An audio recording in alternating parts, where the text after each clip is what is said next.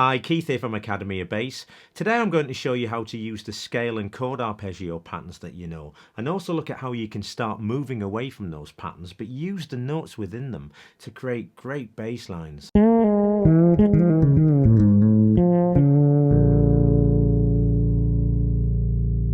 Whether you're a beginner or you've been playing for a long time, you've probably learnt a bunch of things like scales, chord arpeggios, and potentially lots of other patterns and shapes that you can play comfortably, but when it comes to using them in your bass lines, it can be a real struggle to escape the shapes. I really hope this lesson will help you in terms of stepping outside of some of the patterns that you play within and help you play more interesting bass lines. I'm going to be looking at this in 3 different ways, the first of which is actually going to function within a scale pattern, but look at a few different ways of using the notes in the scale to create bass lines. I'm also going to be looking at how we can start moving outside of the scale and chord arpeggio patterns and use the notes in a slightly different way. And then of course everything in terms of bass playing is about playing over chords.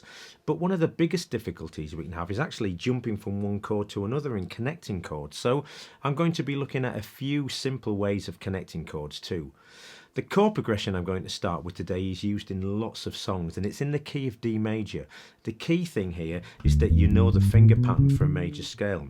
Now there's also a PDF for this lesson and it's got everything in that I'm going to be talking about today. I'm not going to be looking at any of the harmony in any detail because that's part of the PDF, so I'll post a link to that below. Make sure you grab it. I'll also post a link to a couple of videos that I've done before in which I look at both the scales and the chord arpeggios that I'm going to be using today. So the chord progression I'm going to be playing over is D to E minor to G to A, and if we look at the D major scale, D is the first note, E is the second, then we've got F sharp, so G is the fourth and A is the fifth. Now just before I really get stuck into this lesson, there's something that I'd like to talk about really quickly, and it's something that I consider to be the most important interval on the bass, and it's this: it's an octave. Now there's lots of great things about the octave. The first is the fact that the shape, the pattern, is the same wherever you play it on the bass. The other thing is that both of these notes share the same name, but this bottom note is an octave in pitch lower than this top note, and similarly this top note is an octave in pitch higher than this bottom note. Now when you play bass lines, there's nothing better than all of a sudden changing the register or octave of what you're playing. It can really make your bass lines pop. The other great thing about octaves is that you can use them to help develop your understanding of the neck. So we know that both of these notes share the same name, but we probably play this note, this G, much more often because this is a string, the E string, that we play on all the time as bass players. We might be less familiar with this register, but the fact that we know that this note is now called the G can help us learn it and then become more familiar with this. Now, if notes aren't your thing, or you just struggle to think about them quick enough, it really doesn't matter. As long as you're confident playing the pattern, it means that whenever you're playing, you can pop a note in that's an octave higher or lower than the one you're playing, and it's going to sound great. So let's get back to the chord progression now. D to E minor to G to A, and I'm going to have a really quick play through the chord progression, just so that you can hear what it sounds like. D to E minor. I'm playing everything here within the D major scale to G to A, and I'm going to play it again. D to E minor. This time I'm going to play G down an octave and A.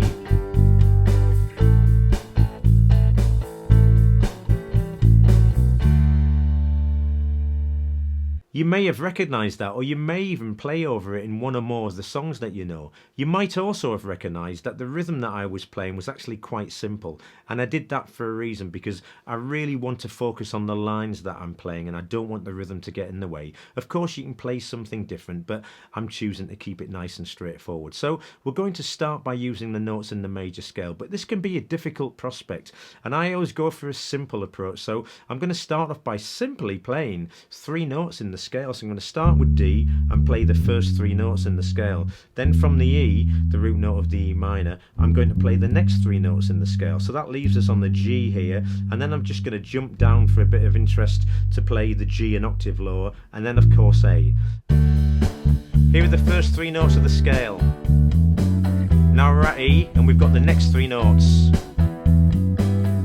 down to G an octave lower.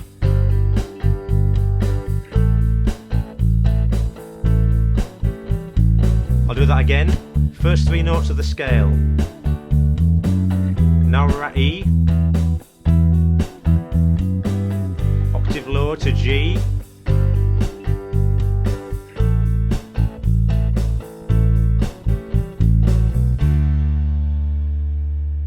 So that was a good start. We've got some rhythm and we've also got the makings of an interesting harmonic line. But as with everything that we play on bass, we can also play those lines in reverse. So instead of playing the first three notes there, we can start from the third and work backwards. And similarly from the E, we can start here and work backwards. So let's have a listen to that.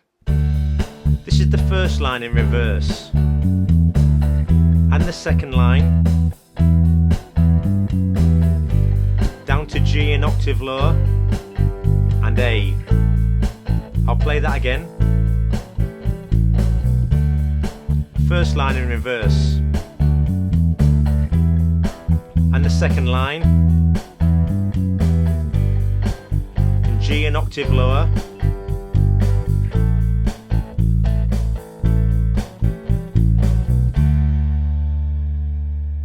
This time I'm going to combine both of those lines. So the first one I'm going to play ascending and the second one I'm going to play in reverse. Here's the ascending line. Second line coming backwards.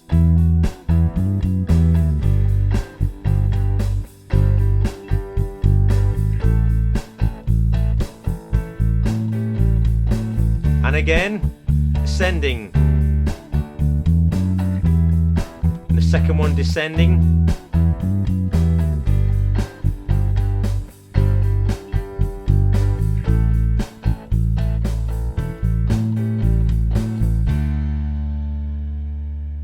Now things are starting to get interesting, and for me this is the best combination that we've played so far. And if you were listening and watching carefully, you'll have noticed that I actually played quite a few things differently. And this is the beauty of putting your hands in different positions or playing outside of the normal positions that you would, because you'll often play things instinctively and they can sometimes be the best things or the most interesting things that you play. So the line was, there were the first three notes. Now for the second three notes, instead of playing that, I slid into that top note, pulled off, and then when I went down to G,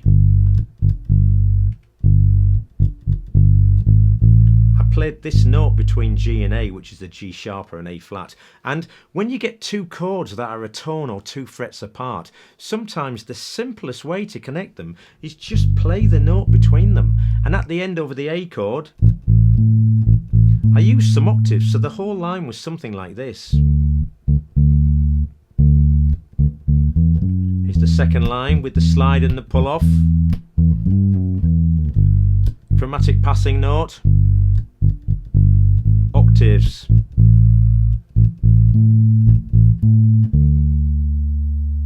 This time I'm going to stick with the theme of using fragments from the scale, but I'm going to use 4-note fragments. Now, from the first note, D, instead of playing the first 4 notes in the scale, I'm going to play this, the first, the second, the third and the fifth. But when I get to E, I'm going to play the next 4 notes in the scale, just to be a little bit different. Here's the first 4-note sequence, and the second, and I'm playing G an octave higher here. Chromatic connecting note and octaves. I'll play that again. Here's the first 4-note line. And the second. G an octave higher. Chromatic connecting note and octaves to finish. We can of course play those in reverse and mix and match them, but I'm not going to do that. I'm going to move on now. And I'm going to look at something just a little bit different, and that is jumping to a random note within the scale pattern. Now, I know this from working with my private students. Whilst we can know a scale pattern really well, having the courage just to jump to a random note within that scale can be a really tough thing. But here goes. I'm just going to pick randomly this note. So it's from the D, 1, 2, 3, 4, 5. It's the 6th note of the scale. And I'm going to come back down from there. I'm going to play those 3 notes. So I'm playing a 3-note fragment, but this is going to be different from the first example that I played. So we're playing those notes. Happens to be B, A and F sharp if you're thinking about notes. Then I'm going to jump to E, the next chord of the E minor, and then we're going to play the same 3 notes. So we've got, and we're on this note here, but the next chord is G. Now rather than jumping down an octave, I'm going to play G here. So we've got another connecting note that's a semitone or 1 fret or a chromatic connecting note. And then from this G, I'm going to move down an octave, introduce this chromatic connecting note between G and A again, and then finish the line off. Here's the first line. And again over E minor.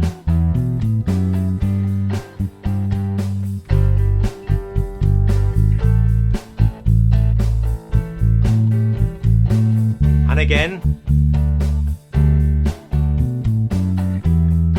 And again over E minor.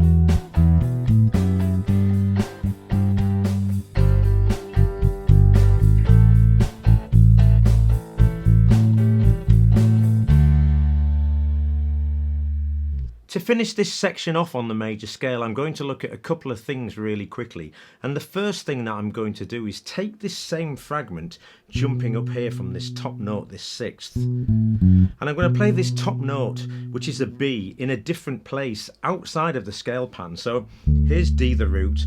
I'm going to jump up to here. Now, the first thing that I'm thinking here is my next chord is E, and my first finger is over that. So what I'm not going to do is move my hands when I play this next line, and I'm just going to play something instinctive. And the reason why I say instinctive, because this whole process is instinctive. I'm not coming at this from a technical viewpoint. I'm not really thinking about the notes. It's purely driven by the patterns and the shapes. So we're here on the D, we're jumping up to here, and the next chord is E. So what might I play?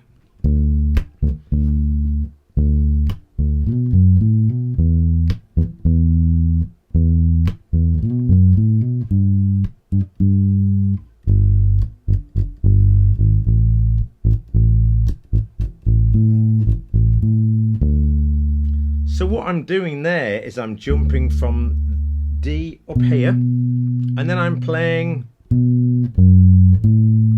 so I'm playing this little shape, hit the E root note, and just for good measure I'm playing the same thing. Then I'm back down to G and finish off the line as we have previously. And there's one other quick thing that I'm going to look at, and I'm going to go all the way back to the very first line that we played, the 3-note fragment, starting with the first 3 notes of the scale. And instead of playing that within the scale pattern, I'm going to play that in a linear fashion on 1 string. Now again, like the previous line, look at where my hand is. My first finger now is over E. And my hand's there, and I want to play a line. I'm just going for that. So this time I'm playing.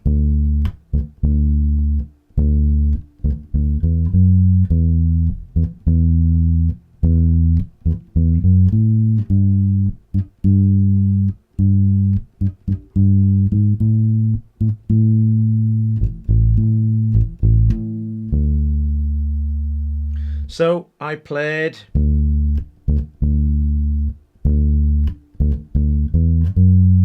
from here, when I hit the E, I played, then I jumped down to G here because it was nearest this A, and I finished the line off with a chromatic connecting note and some octave. What I'm going to do now is look at something else that I'm sure you know, and that's a major chord arpeggio. This time I'm playing in the key of A. This is the A major scale, and the chords I'm playing over are A, which is chord 1, D, which is chord 4, and E, which is chord 5. So we've got a 1, 4, 5 chord progression, which is really common, and I'm sure you've played over that many, many times. And all I'm going to play over the top here is a major chord arpeggio, root, third and fifth, and I'm going to play that over every chord with a little bit of rhythm. But watch closely, because I might just play some variations too. This is A, and here's the arpeggio. Same again on D and E. I'll play that again.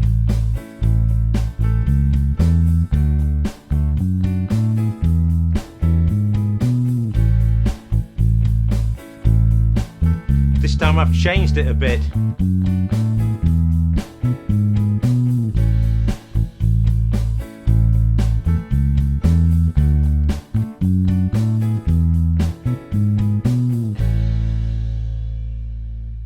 I played two different lines there. The first was the major chord arpeggio, root, third and fifth, and the second was a variation, which was root, fifth, third, fifth, and that introduced a little bit of rhythm, and sometimes that's all it takes. Just a subtle change can make your bass line sound really interesting.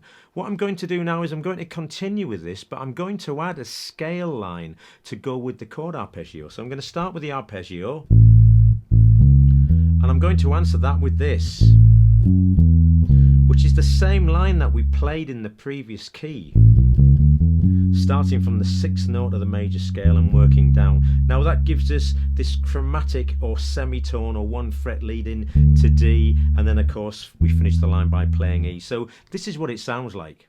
Arpeggio, scale run, and again.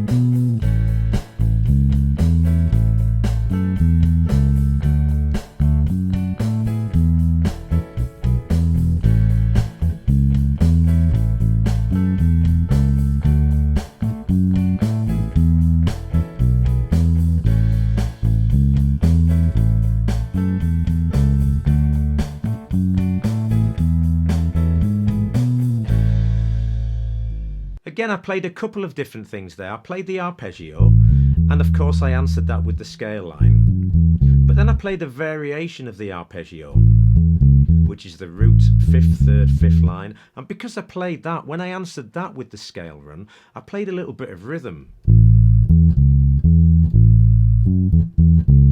And when I finally got to the E chord, I played root, and this is the fifth below the root, so root, third, fifth, and there's the octave of the fifth, so that's the fifth below the root. I didn't even play the full arpeggio, and I'm going to continue this thread now to finish off. So again, I'm starting with the root and playing the third on the same string. I'm going to connect them with this note in between, which is in the scale. I'm going to do that on the A chord, and of course I'm going to do that also on the D chord too.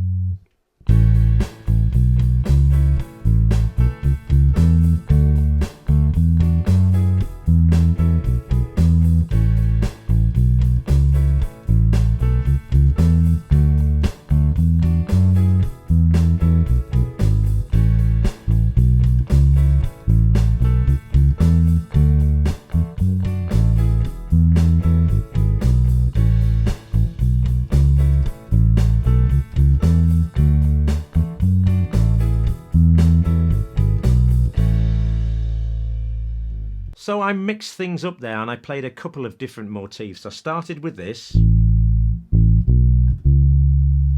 then I played, and similarly over the D,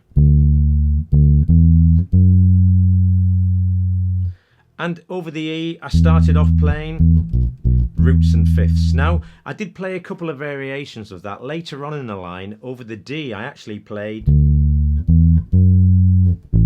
I jumped down to this note here, which is the fifth of D. And over the E towards the end, I played two variations of the arpeggio. Root to fifth to third, and I also played root to third to fifth. To finish off with, I'm going to look at something just a little bit different, and it's this. So it's a box-shaped pattern that for me originates from the minor pentatonic scale. Now, I've actually done a lesson before that looks at 38 different permutations of getting the most out of the minor pentatonic scale. So if you haven't seen that yet, I'll post the link to that below. It's well worth checking out. The chords that I'm going to be playing over now are E minor and A minor, and this is going to be the chord bass line that we're going to be working with. This is E minor.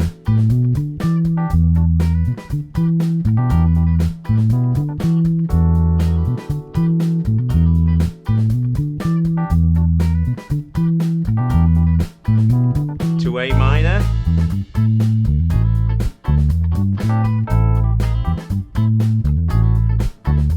Back to E minor.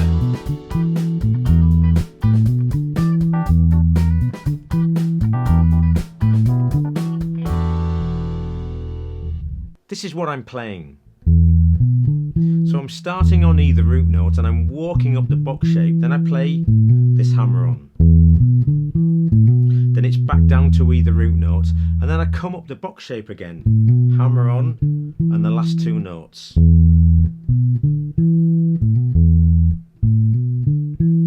And that line repeats throughout.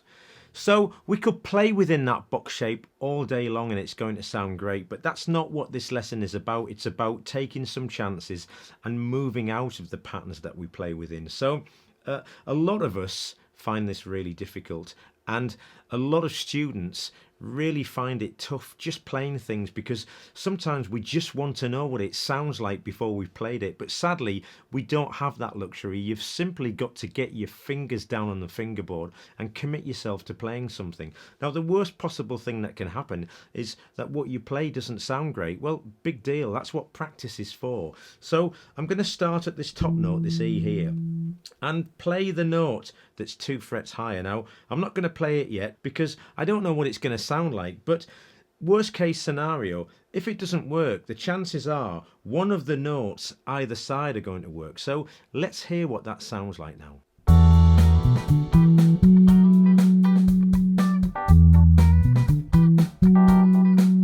Now, I'm going to stop there because as soon as I play that line, it's making me feel like I want to play something completely different. So I don't really want to go straight back and play the line that we've been playing. I want to play something different. So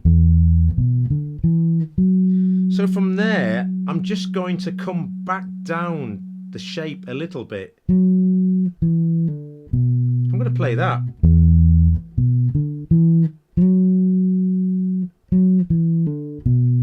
And then I'm going to jump into the bass line again.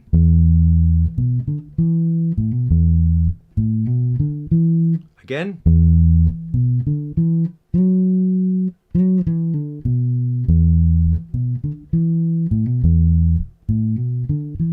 So let's listen to that now.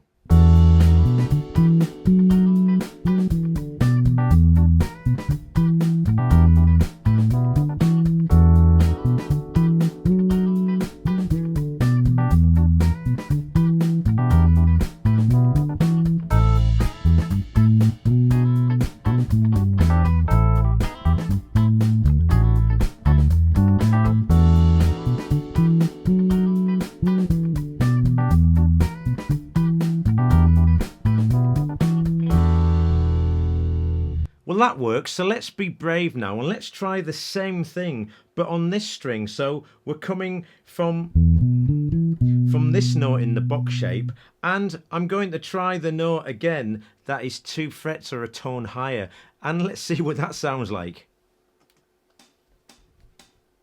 Oh, I'm not so sure about that. I'm going to try the next one. Oh, I'm not keen on that either. So this is really odd. We've tried 2 notes and they just don't fit. Potentially it's got something to do with the fact that we're hanging on to this note. So I'll tell you what I'm going to do. I'm going to go for this note.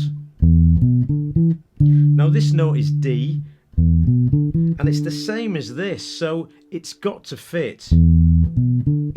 Now from there, I want to come back down to this note, which is on the outside of the box shape, and common sense says that I could use these two notes in between, but they're both the two notes that we've played and don't quite work. So let's see if we can make them work. And I'm going to play this line in conjunction with the first line that I've just played.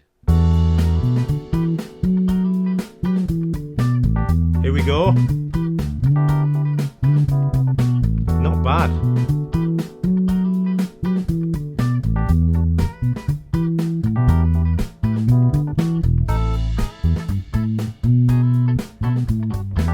And again.